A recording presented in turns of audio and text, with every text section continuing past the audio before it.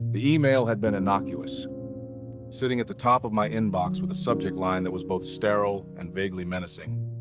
Meeting request. Future planning. It was from HR, but the summons had come from Caden's office. I'd been with the company for 28 years, long enough to know that future planning rarely involved the people who had built the past. I walked down the familiar, threadbare runner of the third-floor hallway, the floral pattern worn down to a pale ghost of its former self. My leather briefcase, softened with age and crisscrossed with fine lines like the skin around my own eyes, felt heavy in my hand. I passed Linda's desk, the scent of the cinnamon tea she always drank hanging in the air. She gave me a small, tight-lipped smile that didn't quite reach her eyes. She knew, too. The conference room Caden had chosen was one of the newly renovated ones on the executive wing. It was all glass and brush steel, a cold aquarium where uncomfortable conversations could be put on display. Caden was already there, standing by the floor-to-ceiling window looking out over the city. He was wearing a suit so sharply tailored it looked like it had been forged rather than sewn, a deep charcoal gray that made my own rumpled sport coat feel like a relic. He was, I'd calculated once, young enough to be my son. "Elias, come on in, grab a seat," he said, turning with a smile that was bright white and completely without warmth. His handshake was firm and brief, a business transaction in itself. An HR representative, a woman I'd never seen before, sat at the far end of the long table, her laptop open, her posture a study in practice neutrality. I sat, placing my briefcase on the floor beside my chair. The silence stretched for a moment, filled only by the faint hum of the building's circulation. Caden took his seat opposite me. "Elias," he began, leaning forward and steepling his fingers.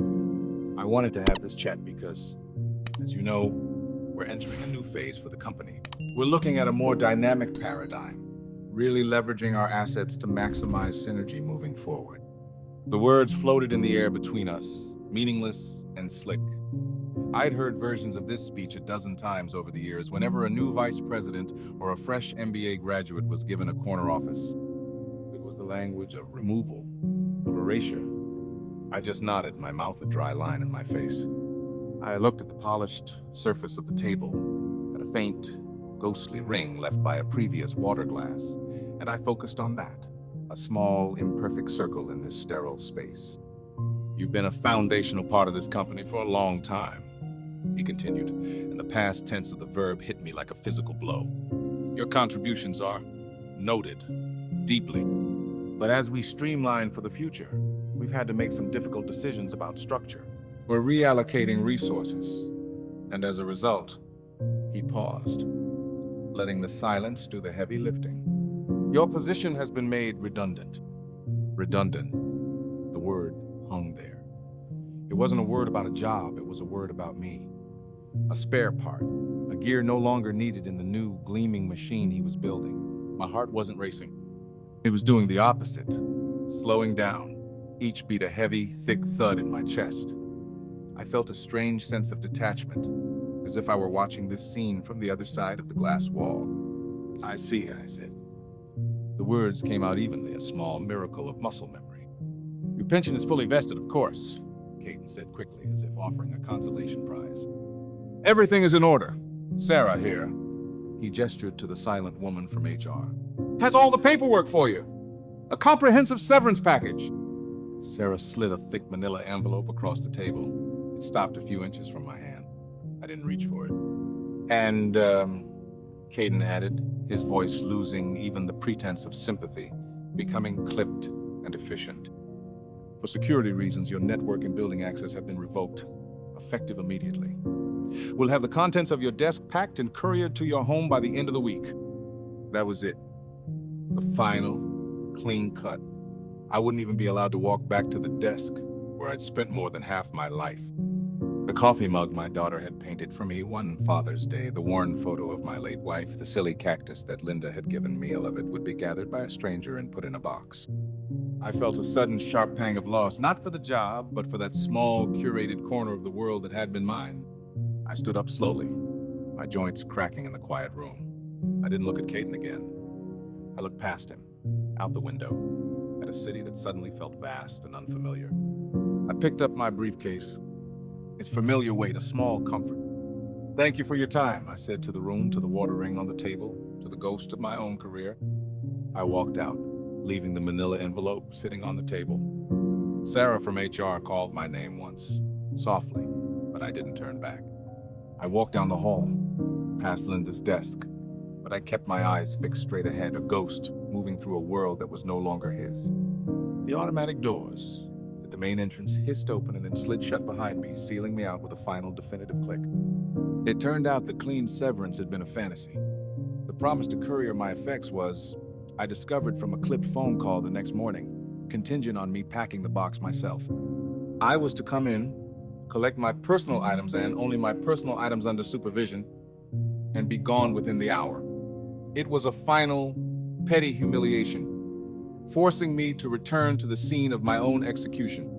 When I arrived, the security guard at the front desk, a man who had greeted me by name for 15 years, had to ask me to sign a visitor's log. He wouldn't meet my eye. I was given a temporary badge that didn't open any doors, and I had to be escorted to the third floor. My floor. It already felt alien. My desk was an island of familiarity in a suddenly foreign sea. A standard-issue cardboard box sat on my chair, empty and waiting. And leaning against the neighboring cubicle wall, arms crossed, ankle cocked over the other, was Caden. He glanced at his watch as I approached, a gesture of manufactured impatience. He was my supervisor. "Elias," he said, his tone suggesting I was late for an appointment I had no desire to keep. "Let's try to be efficient. I've got a hard stop in 30. I said nothing. I placed the visitor's badge on the desk and looked at the small collection of things that had marked this as my territory. They looked vulnerable, exposed. I picked up the first item, a thick, dog-eared paperback. The cover was creased and soft. The title, The Codebreakers, faded from years of sun and handling. Inside were the secrets of Enigma, of Lorenz, of the beautiful logical systems that had always fascinated me. It was about seeing the hidden patterns, the architecture beneath the noise. I placed it gently into the bottom of the box. Next, my hand went to the silver-plated frame that had stood in the same spot for a decade. In it, my wife, Eleanor, was laughing. It was a candid shot from a picnic long ago. Her head thrown back, her eyes crinkling at the corners, the sun was in her hair. For a moment, the sterile, recycled air of the office disappeared, and I could smell cut grass and sunshine. I could feel the warmth of her hand in mine. A part of me was ashamed to be looking at her here now, with him watching. I wiped a non-existent speck of dust from the glass with my thumb and laid her picture carefully on top of the book. Then, there was the box. Not the cardboard one, but the small one I'd made myself the winter after Eleanor passed. It was crafted from dark walnut and light maple, no bigger than my two fists put together. The surface was a geometric maze of inlaid wood, seamless and smooth. There were no visible hinges, no apparent lid. To open it required a series of precise, layered movements, a slide here, a press there. A subtle twist of a certain panel, a sequence only I knew. It was a thing of patience and hidden complexity. It held nothing inside. The puzzle was the point.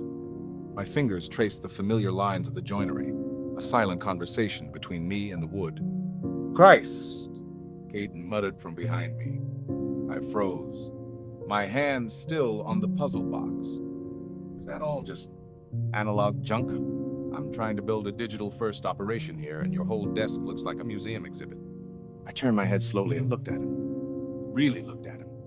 I saw the expensive haircut, the flawless skin, the faint, bored arrogance in his eyes. He saw a collection of objects. He saw junk. He had no capacity to understand that the book was about a way of thinking, that the photograph was about a reason for being, that the box was about the quiet satisfaction of building something true and intricate with your own two hands. His world was one of swipes and clicks, of ephemeral data and scalable solutions. He would never know the heft of a well-made tool or the stubborn patience required to solve a problem you could actually hold. "Analog junk in a digital world," he repeated, gesturing vaguely at my life's small treasures in the cardboard box. No wonder we needed to streamline. A hot, useless anger flared in my chest, but I pressed it down. Arguing with him would be like explaining the color blue to a man born blind. It would be a waste of breath. Instead, I picked up the puzzle box. I held it for a moment, its weight familiar and grounding in my palm. Then, with a quiet finality, I placed it beside the picture of my wife. I added my old fountain pen, a chipped coffee mug, and a small stoic cactus. The box was full. I folded the cardboard flaps closed, picked it up, and walked away from my empty desk without giving Caden another glance. The weight of my so-called junk feeling more real and substantial than anything I was leaving behind. The box of mementos from my desk sat on the floor of my study, a cardboard tombstone marking the death of my routine. For 2 days, I had left it untouched. For 2 days, the house had been filled with a silence so profound it felt like a pressure against my eardrums. It was the silence of a machine that had been abruptly switched off, my machine. For 28 years, my mornings had been a precise sequence of actions.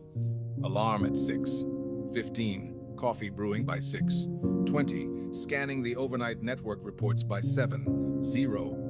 My mind, primed and ready, would latch on to the first problem of the day before the sun had fully risen.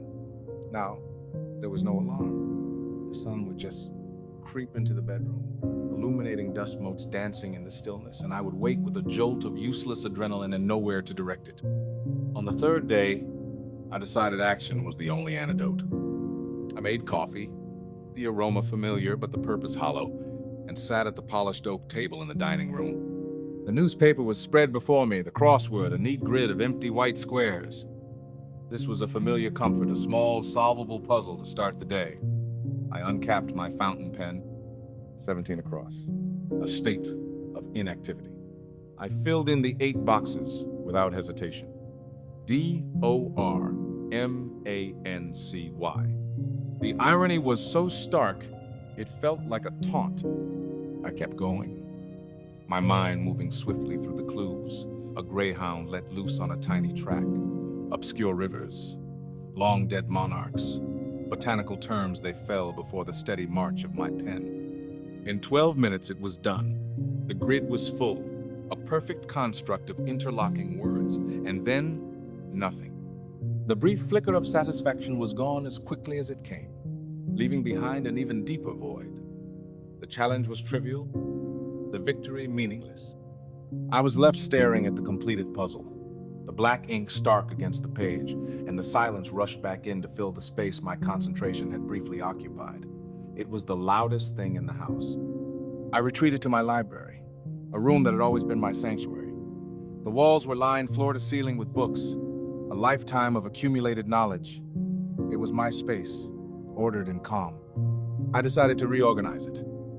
It was a pointless task. The system was already logical, a mix of the Dewey Decimal System and my own idiosyncratic categories, but it was a task nonetheless. I pulled a section of books on cryptography from the shelves, the familiar weight of them in my hands. My fingers brushed across the worn spine of the code breakers, and the image of Caden's snare flashed in my mind. Analog junk.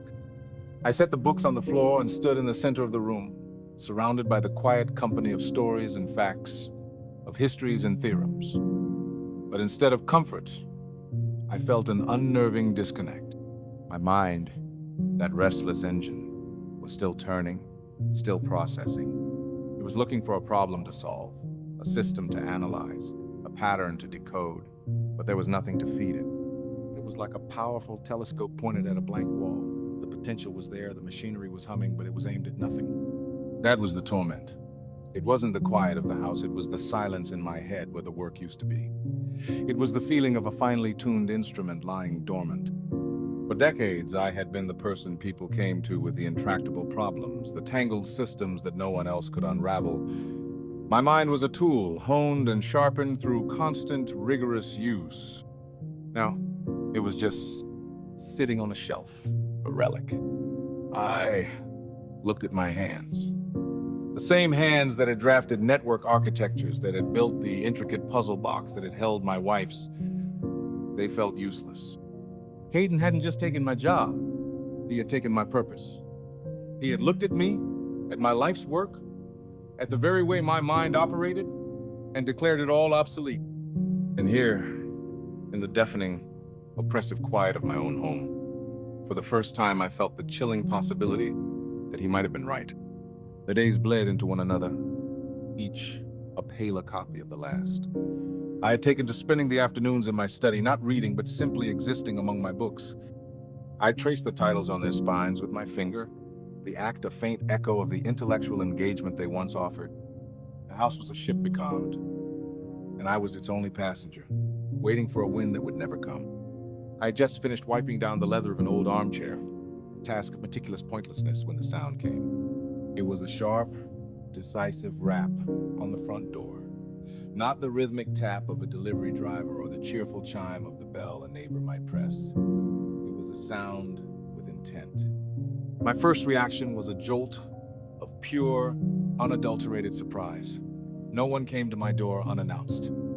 My world had shrunk to the size of this house and the garden behind it.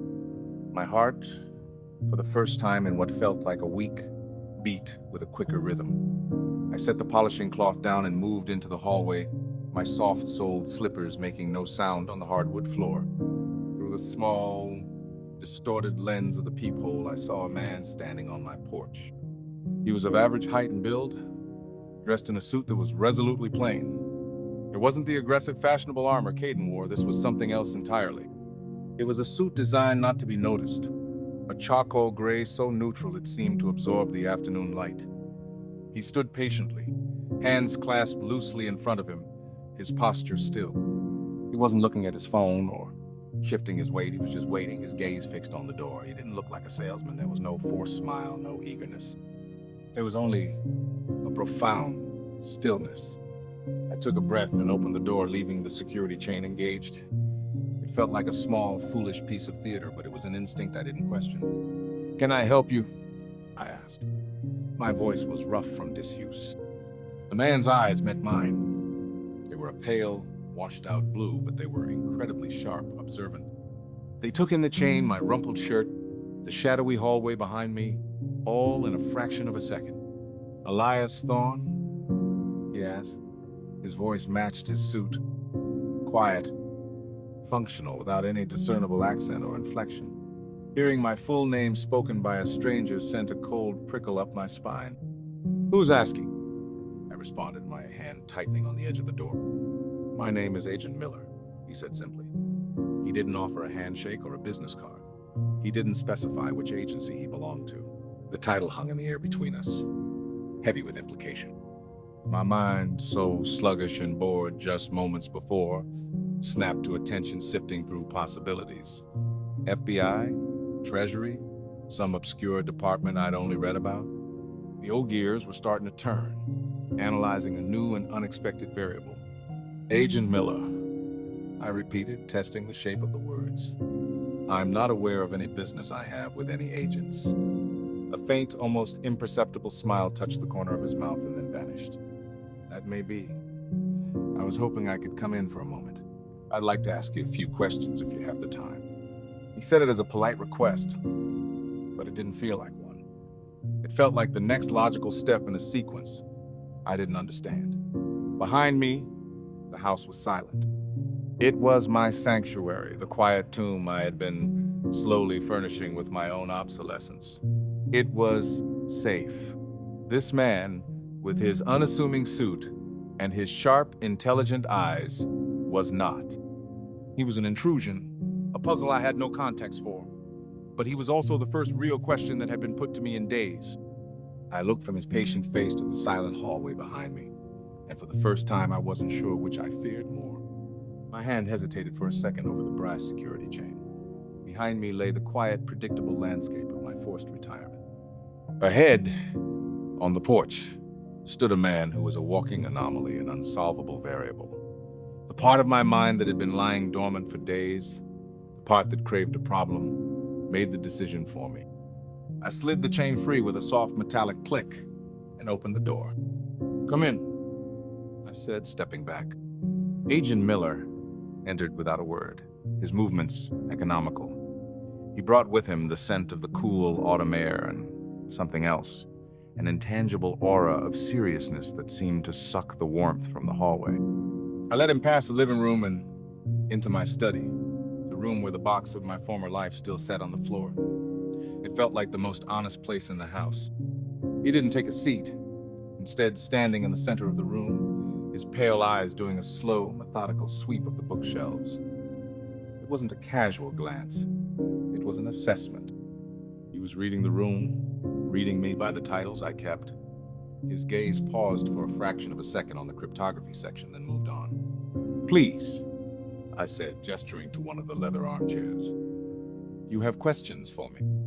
He sat, but he didn't relax into the chair. He sat on it, perched on the edge as if ready to leave at a moment's notice. He placed his hands on his knees. "Mr. Thorne," he began, his voice low and even. "I'm here because we have a problem. A matter of national security." I waited, saying nothing, my own placid exterior masked for the sudden, furious spinning of gears in my mind. For the last several months, we have been intercepting a series of broadcasts from a foreign adversary. We know the intended recipient, we know the origin, but we cannot decipher the content. Not a single word. He paused, letting the weight of that admission settle in the room. It's a layered encryption method. Unlike anything our analysts have seen, it appears to be a hybrid. On the surface, it has all the hallmarks of a classic number station, that old-school short-wave radio broadcast of spoken numbers. Spook stuff from the Cold War. My eyebrows rose slightly. I knew of them, of course. Simple, unbreakable one-time pads. Analog at its most effective. But beneath that, Miller continued, leaning forward ever so slightly, is something else entirely. Something new. A nested series of quantum-resistant algorithms that change with every single broadcast. It's elegant. It's maddeningly complex. Our supercomputers can't find a pattern. They run simulations for weeks and come up with nothing but gibberish. It's a digital fortress wrapped in an analog ghost. He reached into his plain suit jacket and pulled out a thin, unmarked manila file. He held it in his hands, not offering it to me just yet. "I'm an analyst, Mr. Thorne. My entire world is data, petabytes of it. We threw everything we have at this, every resource, and we failed." He looked me straight in the eye, and for the first time, I saw a flicker of professional frustration, of a man pushed to the very edge of his own expertise. And when you fail, you start looking through old case files. You start calling mentors. You get desperate. My own past felt like a foreign country, a place I hadn't visited in years. I couldn't imagine what part of it could possibly be of interest to a man like this. One of my mentors, a man named Peters, used to be at the NSA. He's long retired now.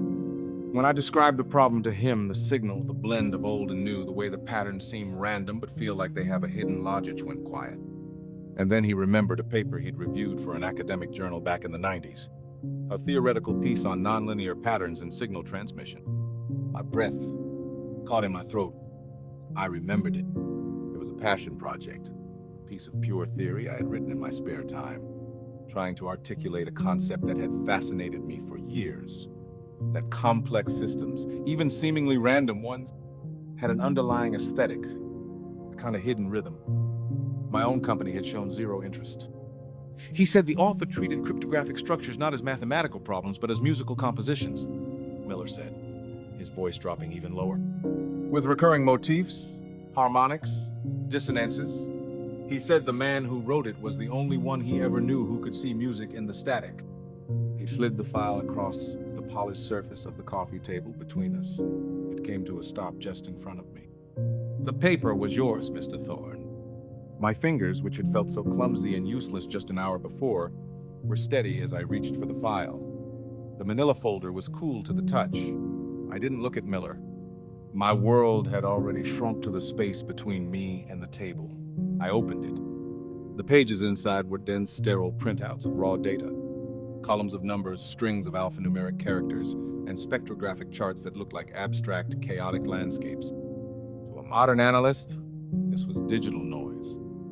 To a supercomputer, it was a data set without a discernible pattern. But as my eyes scanned the first page, and then the second, a strange sense of familiarity began to prickle at the edges of my consciousness. Miller remained silent, a statue in the armchair. He understood.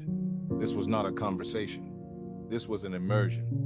I picked up my old fountain pen and a clean legal pad from the desk behind me, the two tools that had served me longer than any computer. The room faded away. The ticking of the grandfather clock in the hall, the low hum of the refrigerator from the kitchen, the very presence of the agent watching mate all dissolved into a distant, irrelevant hum. There was only the data. At first, it was exactly as Miller had described, a fortress. The modern algorithms were layered with a brutalist elegance, designed to shred any brute force computational attack. It was the architectural equivalent of a concrete bunker. The computers were looking for a key, a mathematical flaw to unlock a door. They were right to fail. There was no door. So I ignored it.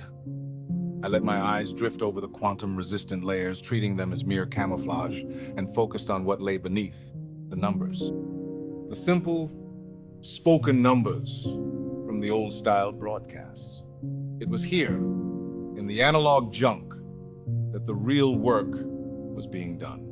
The sequence seemed random. The groupings were inconsistent. But it wasn't noise. I could feel it. The silence in my mind was gone, replaced by the intense concentration of a listener straining to hear a whisper in a storm. I started to transcribe the core sequences by hand, the ink flowing from my pen onto the clean yellow paper. And as I wrote, the rhythm began to emerge. It wasn't a mathematical rhythm. It was stylistic. There was a cadence, a peculiar preference for certain prime number intervals, a recurring ghost of a pattern in the way the blocks of code were spaced. It was a fingerprint, a flourish. It was like recognizing a composer's signature use of a trill hidden deep within a complex orchestral piece. My breath caught. My hand froze over the notepad. There was a specific method here, a way of using null ciphers as punctuation, a way of embedding a key not in what was there, but in what wasn't. It was a technique that was both genius and, to my mind, deeply arrogant. I had only ever encountered it once before, decades ago, in theoretical threat assessments during the height of the Cold War. It was the unmistakable mental signature of one man, a ghost, a man whose name hadn't been spoken in intelligence circles for a generation, a cryptographer from the other side who was my dark mirror, a mind I felt I understood better than some of my own colleagues. I had studied his work, his philosophy. We had never met, but we had wrestled in the abstract, in the silent, invisible battlefield of code. I thought he was retired or dead. A low sound escaped my throat, something between a laugh and a groan. The data on the pages in front of me was no longer just data. It was beautiful. It was a symphony of logic, intricate and layered and perfect in its construction, and it was deadly. It was a message shielded by the ghost of a master, a message the modern world had become deaf to. I finally looked up at Miller, my eyes refocusing on the present, on the quiet study and the patient man within it. I felt a fire in my chest, an intellectual fervor I thought had been extinguished forever. "It's a dead language," I murmured, my voice raspy with discovery. I tapped a sequence of numbers on the page with the tip of my pen. "The computers are looking for a key, but the key isn't a number, it's a philosophy, it's him." Miller leaned forward, his calm exterior finally cracking to reveal a sharp, focused intensity. "Him? His signature is all over this," I said, my mind racing. The way he uses asymmetry, the theatricality of it. He's speaking a language everyone else has forgotten. A language you and I nodded toward Miller, then back at the papers, were taught to believe was dead.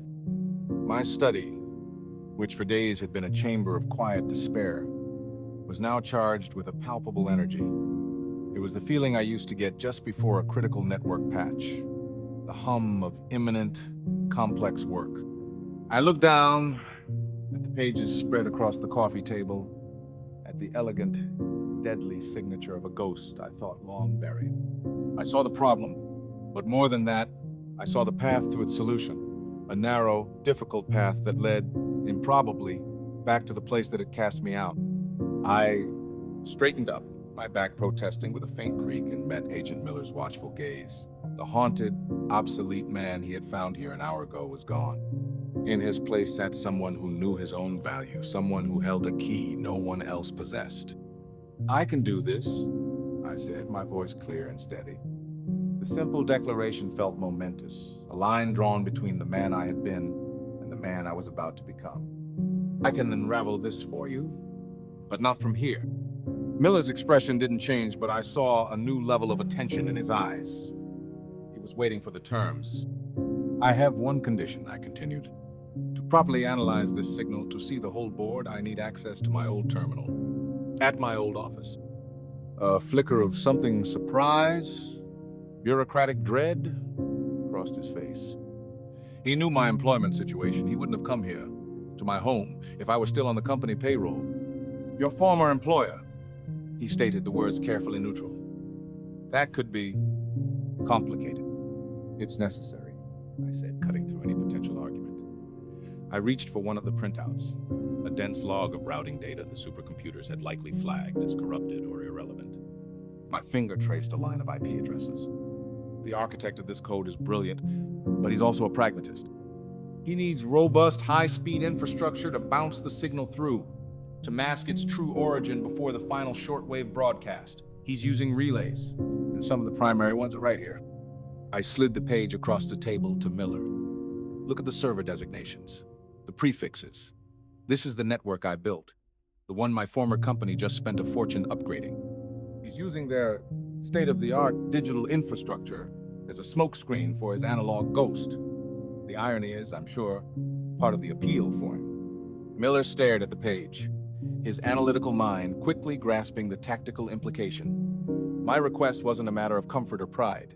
It was a strategic necessity. We were looking at a battlefield, and the high ground was a cubicle on the third floor of a building I was no longer allowed to enter. He was silent for a long moment, weighing the political fallout against the operational need. I knew the moment he made his decision, a subtle shift in his posture, a firming of his jaw. The pragmatist had won. All right, he said, his voice clipped and final. He pulled a sleek, featureless satellite phone from his jacket. You'll get your terminal, and more. He stood up and walked to the window, his back to me as he spoke quietly into the phone. The conversation was brief, a series of short, coded affirmations. When he turned back around, the full weight of the United States government seemed to be standing behind him. A car will pick you up tomorrow morning at 800, he said. You'll be met on site. Any institutional resistance you encounter will be handled. He paused, his gaze intense. As of this moment, Mr. Thorne, you have complete operational autonomy. Whatever you need access, resources, authority, you will have it. Your only objective is to break that code. Is that understood? Yes, I said, the word feeling inadequate for the sea change that had just occurred. He gave a single sharp nod, then placed the file back on the table. Keep this.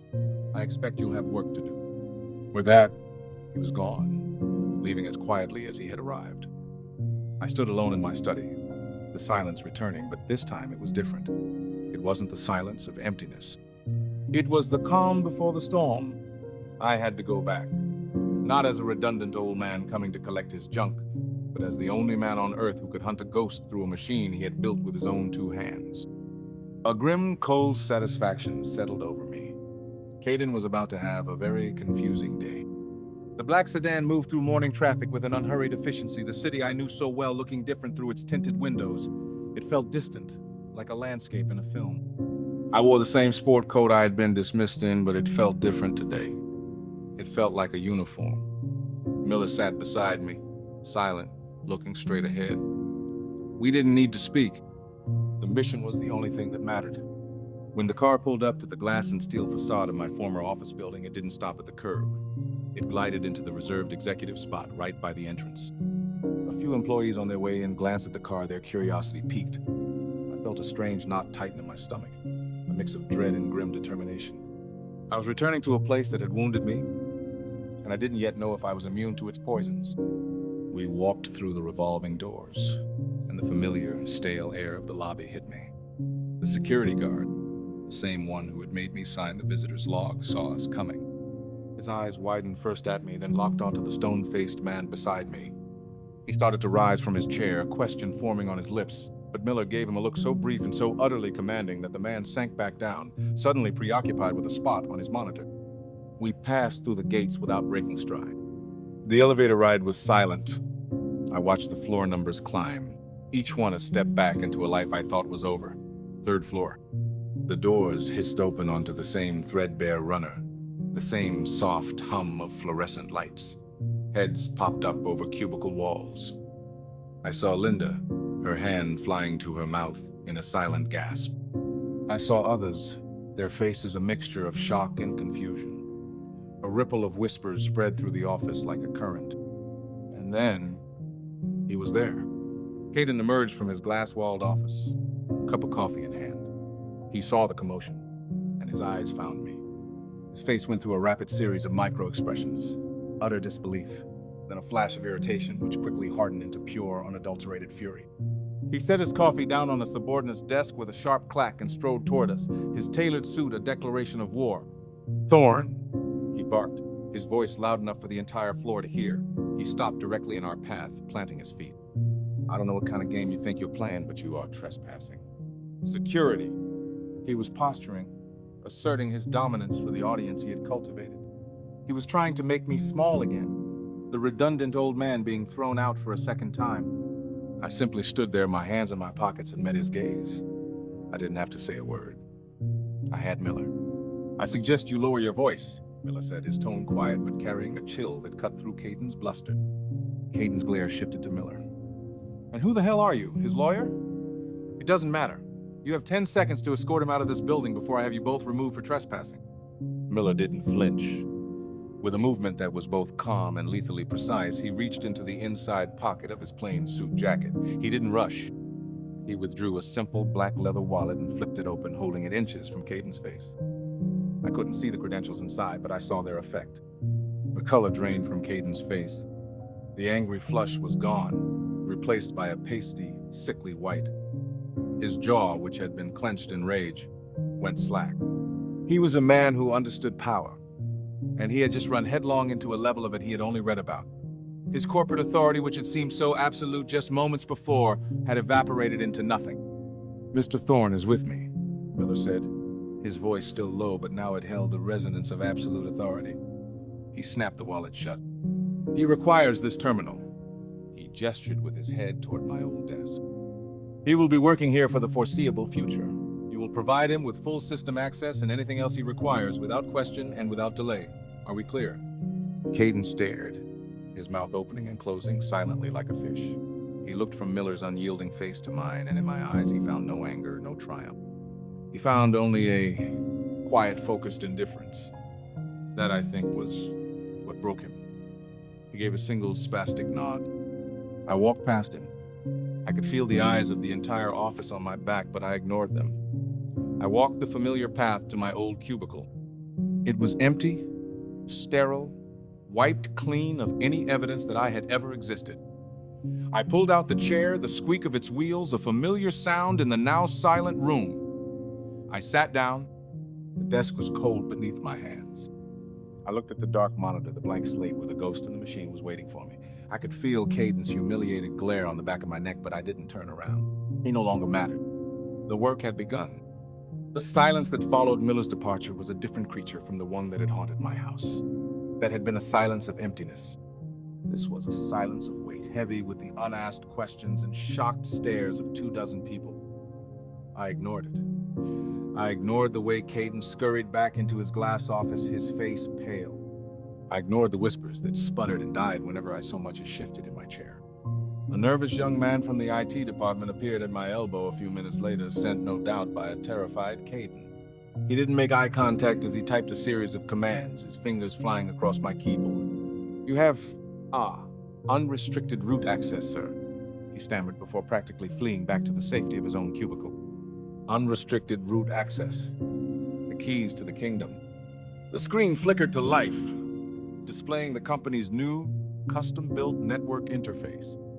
It was a riot of color and motion, with dynamic graphs, cascading menus, and glossy dashboards that updated in real time. It was Caden's philosophy made manifest, a slick, beautiful surface that presented data in easily digestible, visually pleasing bites. It was designed for managers, not for engineers. It showed you the weather, didn't show you the wind. I stared at it for a moment, at all its polished uselessness, and then I closed the program. From my coat pocket, I withdrew a small, simple USB drive. It was an old one, its plastic casing worn smooth at the edges from years of use. It was my toolbox, my analog junk. I slid it into the port on the side of the terminal, the small click, an act of quiet defiance. A simple command line interface opened on the screen, a black window with a blinking green cursor. It was a blank page. It was perfect. I began to type, my fingers moving with a forgotten fluidity. I wasn't launching a program so much as weaving one, pulling threads from my own knowledge to create the specific tool I needed. I didn't want the system's interpretation of the data. I wanted the data itself, raw and unvarnished. And then I began to listen. Not with my ears, but with my eyes, with my mind. The data streams of a corporate network are like an orchestra. There are the predictable, steady strings of email traffic and internal messaging, the heavy, rhythmic percussion of hourly backups to the main archives, the flighty woodwinds of web browse and cloud access. It all flows in a certain harmony, a corporate symphony that, once you learn the score, is utterly predictable. I let it all wash over me, ignoring the individual notes and listening instead for the spaces between them for the resonance of the whole. I was tuning the room. My screen was no longer a blank page, but a scrolling tapestry of pure information, numbers and symbols flowing in a silent cascade. My former colleague saw a man staring at gibberish. I was seeing the architecture of the invisible. And somewhere in that orchestra there was a new instrument, one playing a tune only I was meant to hear. It was subtle, hiding its melody within the chords of the larger piece, a whisper in the roaring server room. Sometime in the late morning, Linda appeared by my desk, holding a steaming mug. I made coffee, she said softly, her eyes full of a kindness that felt like a lifeline. I looked up, my mind dragging itself back from a great depth. Thank you, Linda, I said, and I'm not sure she knew how much I meant it. I took the mug, its warmth, a grounding sensation in my hands. But as she walked away, my focus was already gone, plunging back into the data stream. And then I found it. It wasn't a loud noise, but a faint echo. A series of packets, infinitesimally small, that didn't follow the rhythm of the rest of the orchestra. They moved in a staggered, syncopated beat, hopping between servers in a non-linear path that was designed to look like random system noise. But it wasn't random. It was the ghost's fingerprint. It was the whisper. I had isolated the signal from the noise. Now, I could begin to translate the music. The hunt was on. The whisper I had isolated was my breadcrumb trail, and I followed it deep into the digital labyrinth of the company's network. The ghost was clever, moving with a light, almost untraceable step through the system's forgotten corridors and dusty attics. To follow him, I had to move through the new construction, the gleaming high-speed additions that had been built on top of my old foundations. It was like navigating a familiar house after a shoddy, rushed renovation. My programs bypassed the glossy user interfaces, giving me a blueprint view of the architecture itself, the plumbing, the wiring, the load-bearing walls of the code. As I traced the faint signal of my quarry, I started noticing other things that were wrong. It began as a minor annoyance, a professional wince. A diagnostic port on a new server cluster that should have been sealed was left open, forgotten. I made a mental note of it. A few minutes later, I found a router still configured with its factory default administrative password, a rookie mistake. It was like finding a window on the ground floor unlocked. Sloppy, but perhaps an isolated oversight. I kept moving, my focus still on the ghost trail, but the oversights kept accumulating. It was a pattern of negligence. I pushed deeper into the core of the new security system Caden had been so proud of, the one he'd lauded in company-wide emails as a next-generation, impenetrable shield. What I found there made the hairs on the back of my neck stand up. The shield was a sieve. In the rush to modernize, to implement the newest, fastest, most impressive-sounding technologies, his team had cut corners. Not just small corners, but massive, foundational ones. They had installed state-of-the-art locks on doors made of cardboard. I found developer backdoors, intended for testing, that had never been closed. I found entire sub-networks with misconfigured security certificates, leaving them wide open to man-in-the-middle attacks. They had built a beautiful soaring skyscraper, but they had neglected to finish the plumbing. And and the sewage was beginning to back up behind the walls. The final, horrifying discovery came when I was examining the firewall logs. I saw a gaping vulnerability, a command injection flaw so fundamental, so dangerous, it was the digital equivalent of leaving the master keys to every room in the building hanging on a hook by the front door. Anyone with a moderate level of skill who stumbled upon it could gain complete, untraceable control of the entire network. They could read every email, steal every piece of proprietary data, destroy the archives, bring the entire company to its knees. The ghost I was hunting hadn't used it. He was too elegant for that, too subtle. A master locksmith doesn't kick in the door when he can pick the lock. But the door was there, waiting to be kicked in by a less discerning intruder. I leaned back in my chair, cold dread washing over me. This company, in its desperate, headlong rush to embrace Caden's digital-first paradigm, had made itself catastrophically vulnerable. The irony was suffocating. They had fired the one man who would have noticed, the man who believed in checking the plumbing and sealing the walls before you celebrated the new paint job. They had called me obsolete, analog junk, and in my place they had built a glass house on a foundation of sand. My mission was familiar. It was a matter of national security. But this was a matter of professional integrity. I built the original framework of this system. My principles were embedded in its oldest lines of code. To see it treated with such reckless disregard felt like a personal violation. I couldn't ignore it, but I couldn't report it to Caden, who would either deny it, cover it up, or somehow try to pin the blame on me. For a moment, I was paralyzed. My duty to my country versus my duty to my own work. Then I realized they were one and the same. This vulnerability wasn't just a risk to the company, it was a risk to my investigation. A noisy breach by some common hacker could spook my ghost, sending him into hiding forever. I opened a new, encrypted file on my USB drive. I began to document everything. Every open port, every default password, every dangerous line of code. I created a quiet, meticulous log of the disaster waiting to happen. I had come here to hunt a single formidable enemy, and instead, I had discovered that the entire fortress was on the verge of collapse from the inside out. I looked out over the office, at the dozens of people typing away, utterly oblivious. They thought they were safe. They had no idea about the problem with the plumbing.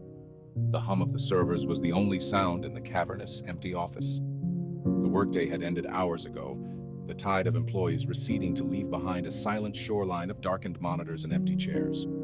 I remained in my post, the glow of the screen painting my face in shades of green and black.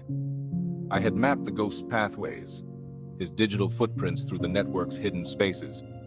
I was beginning to understand his habits, the rhythm of his work. But that knowledge was now overshadowed by a much larger, more immediate problem. At precisely 2,100 hours, I heard the soft hiss of the elevator doors. A moment later, Agent Miller appeared, walking through the darkened office with the same quiet purpose he had shown at my front door. He carried no briefcase, no notepad. He was here to listen. He pulled a chair from a neighboring cubicle and sat opposite me, the desk forming a barrier between us. "Report," he said. It wasn't a request. "I'm closer," I began, my eyes still on the screen.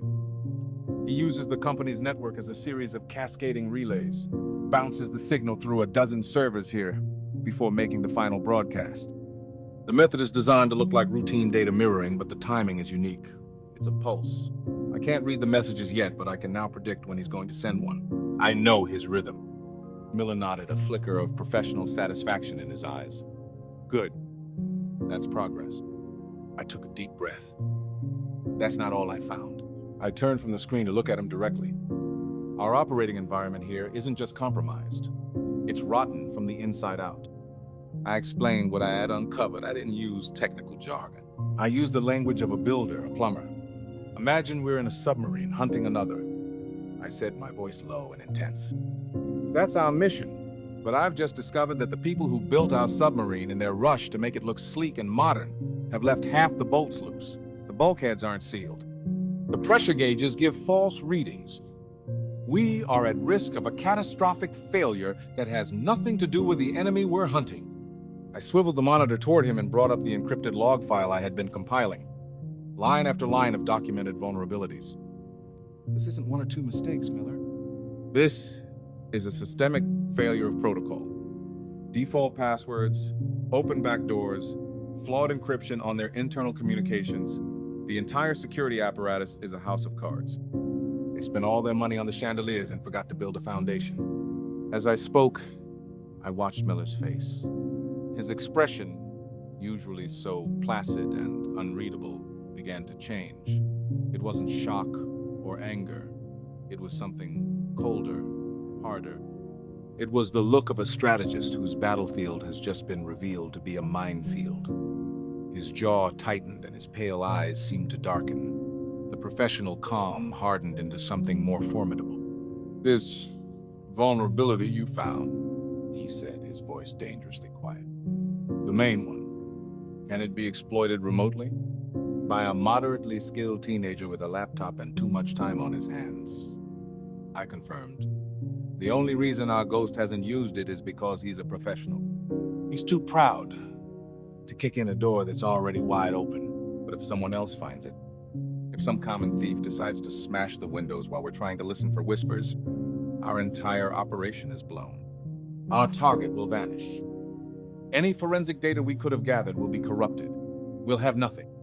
Miller stared at the screen for a long time, the glow illuminating the hard lines of his face. He was processing the new, ugly variable. The corporate hubris of one man Caden had officially become a threat to his investigation. He finally pushed the chair back and stood up, looking out over the dark, silent office. "The mandate was to find the source of a foreign signal," he said, almost to himself. "To hunt an adversary." He turned back to me, his expression now set like granite. "It appears that was a flawed assessment. The investigation now has two targets: the ghost you're hunting, and the gross negligence that threatens to compromise this entire mission." He looked at me, and for the first time I felt like we were more than just a specialist and a handler. We were two men in a submarine with loose bolts, surrounded by enemies both inside and out. "We have more than one enemy now, Mr. Thorne. The truce, if it could be called that, lasted less than 24 hours. The next morning, the office atmosphere was thick with a toxic, unspoken tension. My presence at my old desk was a tear in the fabric of Caden's universe, a black hole in his authority, and he couldn't stop looking at it. From his glass-walled office, I could feel his stare. He would pretend to be on the phone or reading a document, but his gaze would drift, drawn again and again to my screen, to the silent, incomprehensible work I was doing in the heart of his territory. It was a man consumed by the need for control, and I had become a variable he could not quantify. A man like that, humiliated and stripped of his power in front of his subordinates, doesn't simply accept defeat. He plots, he pries, he looks for a weakness. I knew, as surely as I knew the ghost digital rhythm, that Caden would try to access my work. His administrative privileges were a master key to every door in the building, and his paranoia would be too great to resist using it.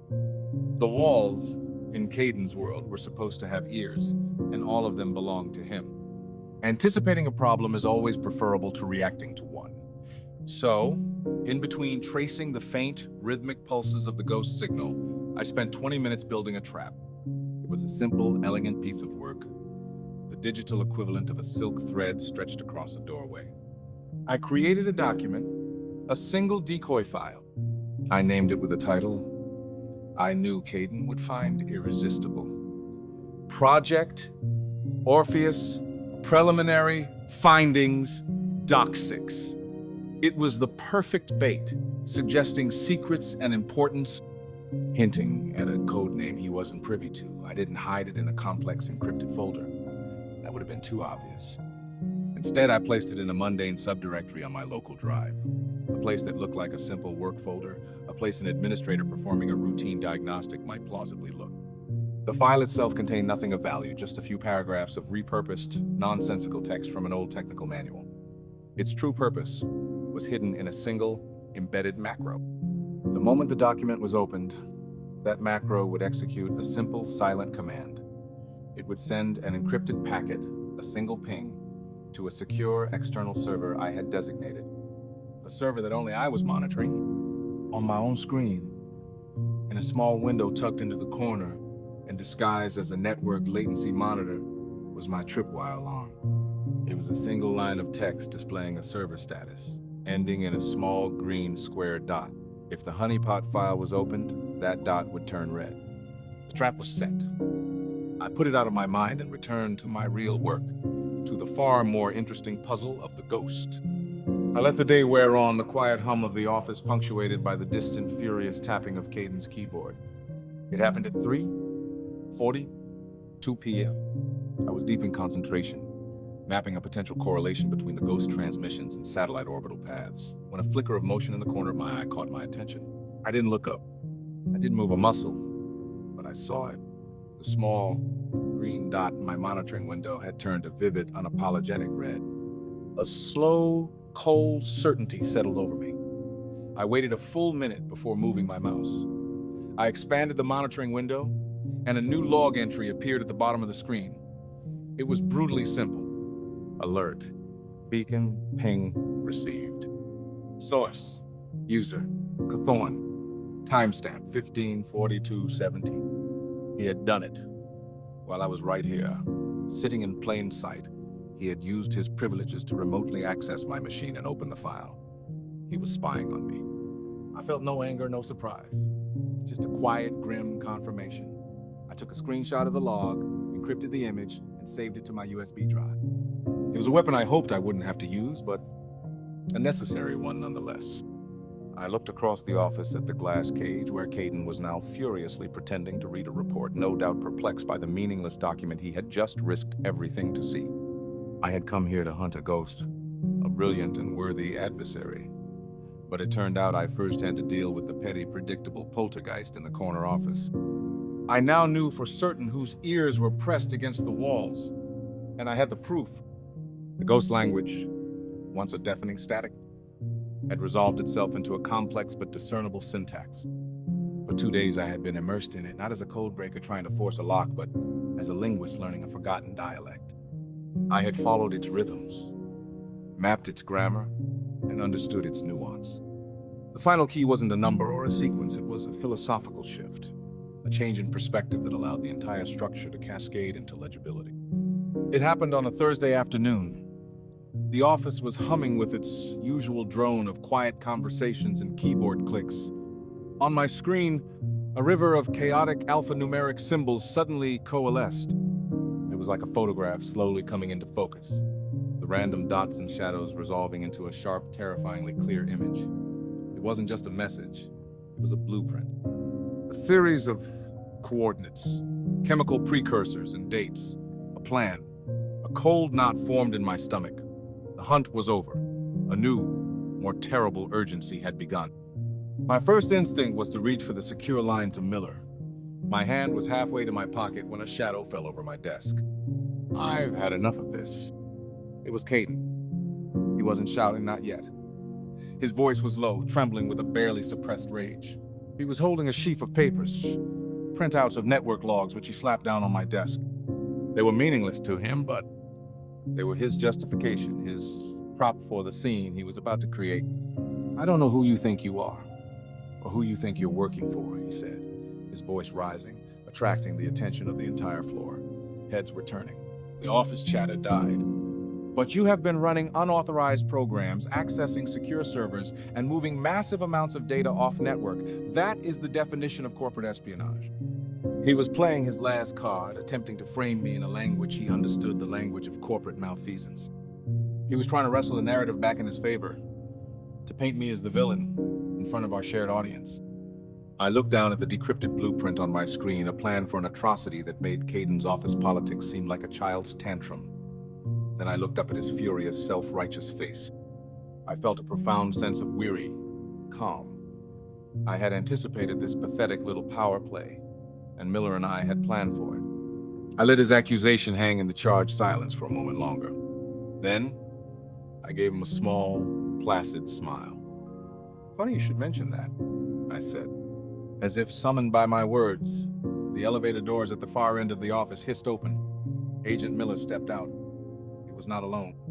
He was flanked by 2 other agents, both dressed in the same plain, functional suits. They moved with a synchronized, unnerving purpose, their eyes sweeping the room before locking onto their target. They didn't walk toward me. They walked directly toward Caden. Caden froze, his mouth half open, the triumphant rage on his face curdling into stunned confusion. He saw them coming, and for the first time a flicker of genuine fear appeared in his eyes. Miller stopped a foot in front of him. He held a folded document in his hand. "Caden Reese?" he asked, his voice devoid of all emotion. Caden could only manage a choke nod.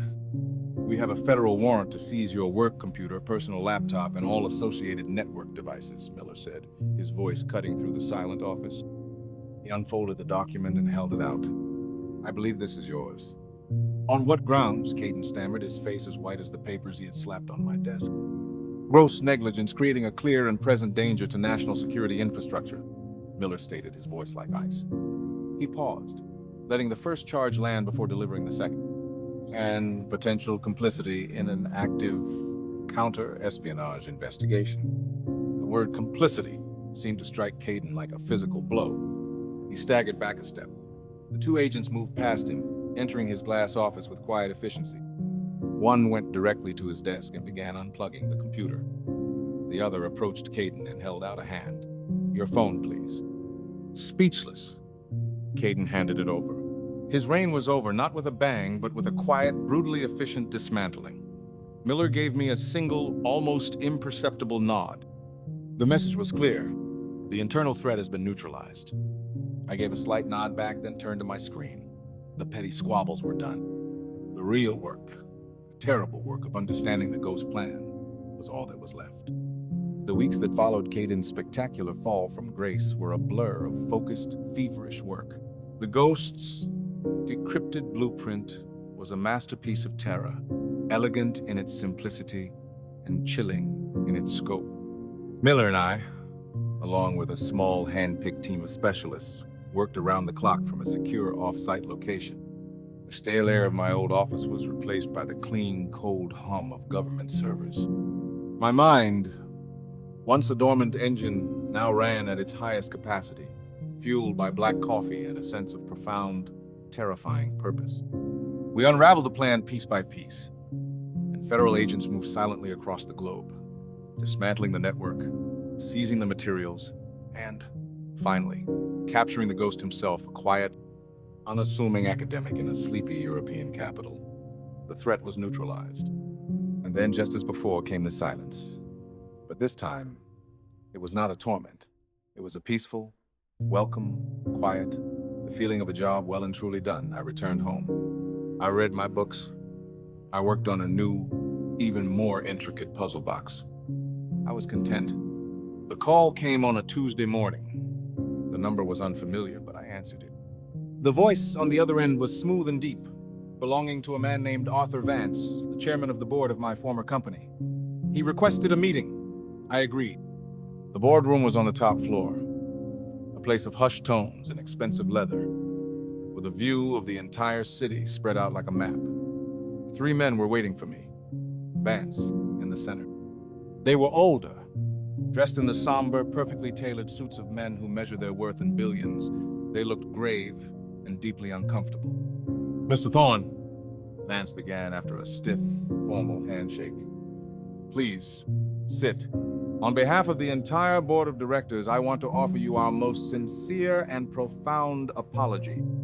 He spoke for several minutes. He acknowledged the gross misjudgment in my termination, the unacceptable security failures of the subsequent management, and my invaluable, perhaps even historic, contribution to averting 2 separate catastrophic disasters. They had fired Caden, of course. The federal investigation Miller had initiated had left them no choice.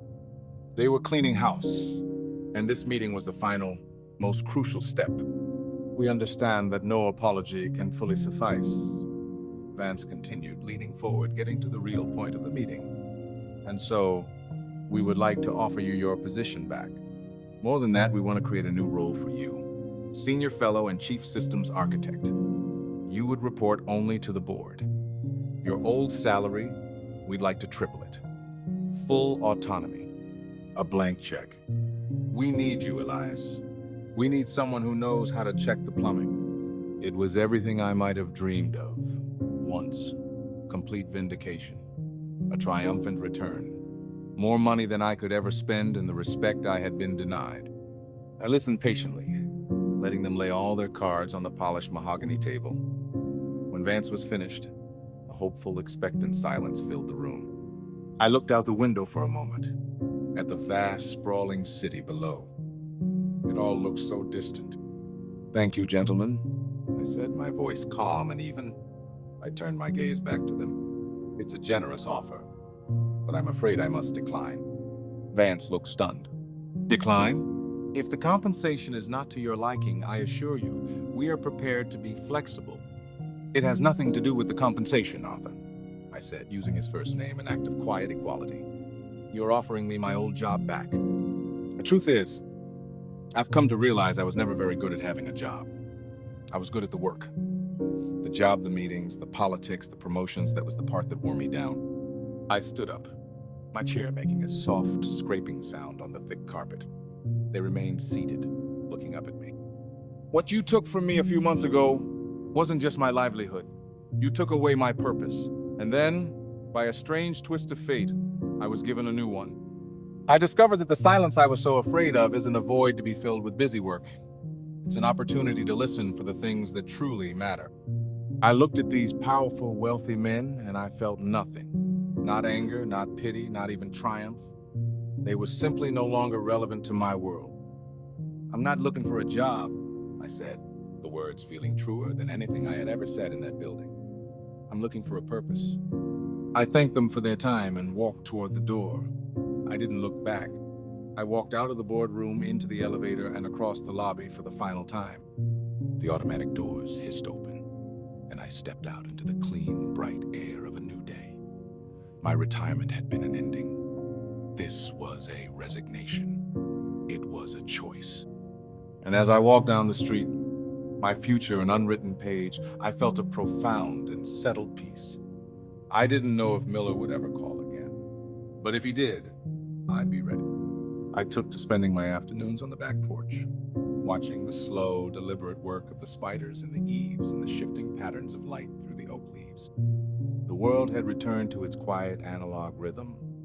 I finished the walnut and maple puzzle box and started a new one, this time from cherry and rosewood. The intricate work, the demand for patience and precision, settled my mind. The silence was no longer a pressure or a void, it was a canvas. I had my home, my books, my memories. It was, I thought, enough. A month after my final meeting in the mahogany boardroom, a familiar black sedan pulled into my driveway. I saw it from the kitchen window and felt not a jolt of alarm, but a sense of quiet anticipation. I put a kettle on for tea and opened the door before Agent Miller had a chance to knock. He stood on the porch dressed in the same unassuming suit, but the hard, guarded edge he'd had during our first meetings was gone. He looked, I thought, tired, but in the way a man is tired after a long and fruitful day's work. "Elias," he said with a nod. "Miller," I replied. "I was just putting a kettle on. Come in." He followed me into the study, the room that had become the silent stage for the entire affair. He looked at the new half-finished puzzle box on my workbench, its intricate pieces laid out in a complex mosaic. "I never asked," he said, gesturing toward it. "What's inside?" "Nothing," I said, handing him a mug of tea. "The puzzle is the point." He seemed to understand. We sat for a moment in a comfortable silence, two men who had been through a quiet, invisible war together. "I'm not here to pull you back into the field," Miller said, getting to the point, as was his way. "The Department of Defense extends its official and my personal gratitude. What you did, it will not be forgotten. The work was its own reward," I said, and I meant it. "For some men it is," he agreed, "which is why I am not here with a medal or a plaque. I'm here with an offer of a different kind." He leaned forward, his expression serious. "We have hundreds of analysts. They are brilliant. They have degrees I can't pronounce and can write algorithms in their sleep. They can process petabytes of data and see mathematical patterns faster than any human in history. But none of them, not a single one, could have done what you did. They hear the noise. They don't hear the music." I listened, my hands wrapped around the warmth of my mug. "They need a mentor," he continued. "They need someone to teach them how to think, not just how to compute. We have problems, Elias. Strange, impossible puzzles that a supercomputer can't solve, because they aren't about math. They're about philosophy, about psychology, about the dead languages you mentioned. He looked around the room, at the books lining the walls, at the quiet order of my life. The Department of Defense would like to retain you as a senior consultant. You would work from here, from this chair, on your own terms. We would send you our impossible problems, and you would work on them if and only if you find them interesting. And once or twice a month, we would send one of our brightest young analysts here to this room to sit with you, not for a formal lesson, but just to talk, to learn how to listen. It wasn't a job offer. A job has a salary, a title, a place in a hierarchy. This was something else. It was an offer of purpose, delivered to my doorstep. It was a request for my wisdom, not just my skill. It was the chance to ensure the language I knew would not die with me. It was an invitation to build something new, not a network or a puzzle box, but a new generation of minds. I looked at the picture of Eleanor on my desk, her laughing face a constant, gentle presence. I thought of the long, quiet years stretching ahead. They no longer seemed empty. They seemed full of potential. That, I said, a slow smile spreading across my face, sounds like a worthy puzzle. Miller reached into his coat and placed a thin, unmarked folder on the table between us. It was identical to the first one he had ever given me. Good, he said, the corner of his mouth twitching in what might have been his version of a smile, because we already have one for you. The first of them arrived on a bright Tuesday morning. A nondescript government sedan, quieter and more modest than Miller's, pulled up to the curb. 3 people got out, 2 men and a woman, all under 30, all with the same sharp, hyper-alert look in their eyes. They were the new generation, the best and brightest Miller had to offer. They carried slim laptops and wore expressions that were a carefully balanced mixture of respect and skepticism. I greeted them at the door and led them into my study. They took in the room with quick, sweeping glances, their minds cataloging the floor-to-ceiling books, the lack of monitors, the scent of old paper and wood polish. I could see them trying to reconcile this analog space with the legendary, almost mythical, reputation that had preceded me in their files. They were expecting a wizard in a server room. They found a librarian in his sanctuary. They took their seats around the large oak table I'd cleared in the center of the room. Laptops were open, styluses were clicked, ready to capture every word, every formula, every piece of actionable data I was about to transmit. They were ready for a lecture on quantum cryptography or nonlinear signal analysis. They were ready to be impressed. I let a moment of silence settle, allowing the quiet of the house to displace the nervous energy they had brought with them. Then, I turned not to a whiteboard or a screen, but to the simple cardboard box that still rested in the corner of the room, the one I had packed under Caden's impatient gaze. From it, I retrieved the walnut and maple puzzle box. I walked back to the table and placed it gently in the center, on the polished wood. It sat there between us, intricate and silent. The 3 of them stared at it. I could see their minds immediately begin to work, their analytical engines firing up. They saw a construct, a challenge. Their fingers twitched with the desire to touch it, to probe it, to find its seams and secrets. They were already trying to figure out how to open it.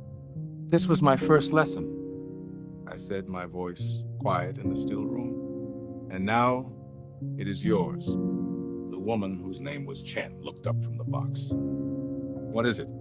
A cipher? In a manner of speaking, I replied. I let my gaze rest on each of them in turn. Your job is not to break the box. I let the words hang in the air. The 2 young men, one named Davies and the other Santino, exchanged a quick, confused glance. Their entire training, their entire professional existence was about breaking thing ciphers, security protocols, enemy systems. I had just forbidden them from using their primary tool. I leaned forward slightly, my hands flat on the table. Your job is to understand the mind that built it. They stared at me, then back at the box, their expressions shifting from confidence to uncertainty. Forget that it's a puzzle, I continued softly. Forget opening it. Look at it. Ask questions. Why these 2 types of wood? The dark walnut? The light maple? What does that contrast tell you about the maker? Look at the lines. Are they aggressive? Precise? Playful? Is the geometry a fortress designed to keep you out? Or is it a map inviting you in? Is the person who made this patient? Are they arrogant?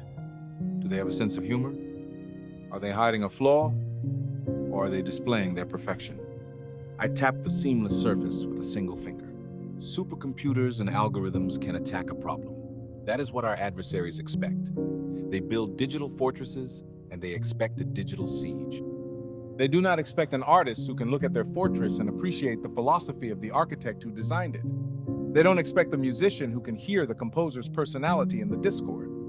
The ghost we hunted, we didn't beat him by being a better computer. We beat him because I understood the man behind the machine. I could see a change in their faces.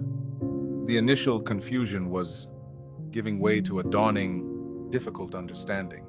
Chen was no longer looking at the box as an obstacle, but as a piece of evidence. Davies had closed his laptop. Santino was leaning forward, his brow furrowed in a way that was no longer about solving, but about seeing. I stepped back from the table. That is your first lesson. Don't try to open it, just understand it. Talk to each other. I'll be on the porch if you need me. I walked out, leaving them alone with a small, silent object. I left them with a problem that had no clear answer. A challenge that couldn't be solved with brute force or a clever line of code. I'd given them a piece of myself, my philosophy, encapsulated in wood.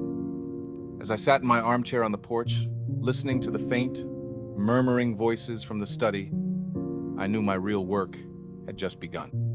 The language would not die. The music would play on. The young analysts came and went, leaving my quiet study energized with their sharp minds and new questions.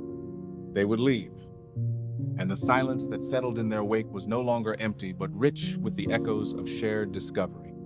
My life had found a new, gentle rhythm. The quiet contemplation of the impossible puzzles Miller sent me, and the rewarding challenge of teaching a new generation not what to think, but how. One evening, long after the sun had set, I found myself sitting at my desk with no government file in front of me, no student's query to ponder. My gaze fell upon the silver-framed photograph of Eleanor. She was laughing, her head thrown back in the summer sun of a long-ago afternoon. For all my skill in decoding the most complex systems on Earth, the memory of her was the one signal I could never fully process. It was a perfect, lossless file I could access in an instant, yet its depths were infinite. I could never map its architecture. It was a beautiful, unbreakable encryption of a life. And in the quiet stillness of the study, an idea began to form.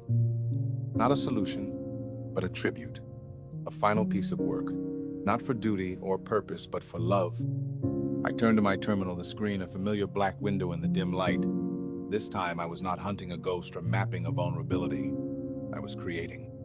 I began to write a new cipher, my final and most perfect piece of code. It was not a fortress meant to keep people out. It was a cathedral built to house a single sacred thing. Its architecture was not based on prime numbers or quantum theory, but on the flawed, recursive, beautiful patterns of memory itself. The primary key was the date we met. A simple string of numbers, but it was woven into a structure based on the rhythm of her favorite piece of music, a complex Debussy prelude. The encryption layers were not sequential. They referenced each other in a non-linear way, like a memory that triggers another, unrelated one, a daisy chain of moments that, together, formed a life. I poured everything I was into its construction, my understanding of logic, of systems, of the hidden music and the static. But I also poured in my grief, my love, my quiet joy. It was the most complex thing I had ever designed, a cascading lattice of pure mathematics that felt like poetry. When I was done, hours later, as the first hint of dawn began to soften the edges of the night, I knew I had created my masterpiece. It was elegant, self-referential, and truly, perfectly unbreakable. For a moment, I considered sending it to Miller. It would be my ultimate contribution, a paradigm shift in secure communications. But the thought felt wrong, like trying to frame a love letter and hang it in a military briefing room. This code was not a tool, it was not a weapon or a shield. The cipher itself was the message. I took a new, clean USB drive from my desk drawer. I saved a single, impossibly complex file onto it. Then, with a fine-tipped permanent marker, I wrote a single word on the drive's smooth, white surface. Eleanor. I picked up the walnut and maple puzzle box, the one that had sat on my old desk for years, the one I now used to teach my students. With practiced gentle movements, my fingers traced the hidden seams. sliding a panel here, pressing a corner there. The box opened with a soft, satisfying click. I placed the small drive inside, where it rested on the dark, polished wood. Then I closed it, reversing the sequence, the box once again becoming a seamless, impenetrable whole. The puzzle box, which I had once told Miller held nothing, now held everything. It contained the tribute to my wife, her memory encoded not just in my heart, but in the language I knew best. It was the final encryption, a beautiful and unbreakable code protecting the one thing that was truly mine. And there, in the quiet of my study, with the first light of morning filling the room, I finally felt at peace. The puzzle was complete.